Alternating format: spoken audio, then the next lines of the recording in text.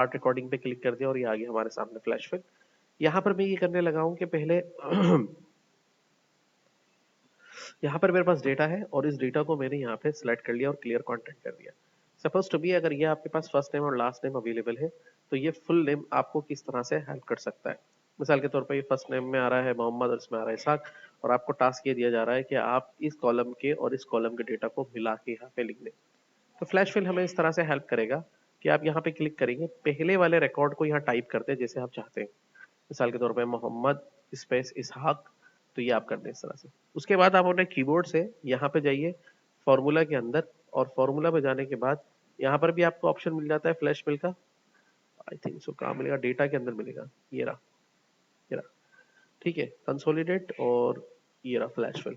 और अगर आप होम में हैं, आई थिंक सो होम में भी कहीं पे दिया हुआ था फ्लैश फिल। चले अगर मुझे होम में नहीं दिख रहा तो आप वहीं चले जाए डेटा के अंदर, ये वाला ऑप्शन है फ्लैश फिल। जैसे इस पे क्लिक करेंगे तो माइक्रोसॉफ्ट एक्सेल बाकी सारे डेटा को इसी पैटर्न को फॉलो करते हुए फिल कर देगा। दोबारा से अगर हम इस डेटा को दो कॉलम में करना चाहते हैं तो मैंने यहाँ पे लिख दिया मोहम्मद और आगे लिख दिया इसहाक।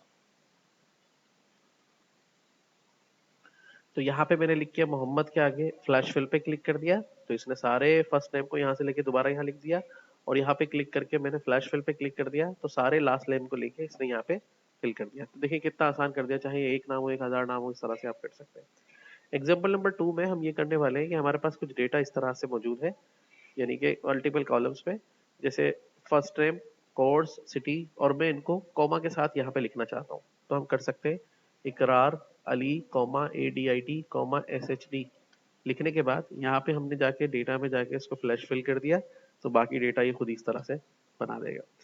सिंपल नंबर 3 के अंदर हम इसका ईमेल बनाना चाह रहे हैं। ईमेल किस तरह से बनाना चाह रहे हैं, मिसाल के तौर पे हमारे पास कुछ डेटा मल्टीपल कॉलम्स में मौजूद है और वो डेटा से हमें ईमेल्स बनाने हैं लोगों के। तो हमने इसे बना दिया पहले वाले का ali.memon@gmail.com, ठीक है, और बाकियों के आगे हमने फ्लैश फिल को दबा दिया। अगर आप बार बार भूल जाते हैं कि फ्लैश फिल कहाँ है तो इसकी शॉर्ट की याद कर लें, बता भी रखिए Ctrl E। अगर आप यहाँ रख के Ctrl E दबा देंगे तो भी ये काम इजीली हो जाएगा। एग्जाम्पल नंबर 4 में हमारे पास कुछ डेटा इस तरह से होता है कि जैसे कि वो कुछ नंबर्स हमें मिले जुले मिल जाते हैं और हमें उनको एक फॉर्मेट में लिखना है। तो पहले वाले नंबर का फॉर्मेट आप बना के रखते हैं, जैसे 1123-87654124/PK, और बाकियों के लिए Ctrl E। तो ये सारे डेटा को इसी तरह खुद ही बना के लिख देगा। एग्जाम्पल नंबर 5 के अंदर आप यहाँ पे देखेंगे कि हमारे सामने कुछ डेट्स लिखी हुई है।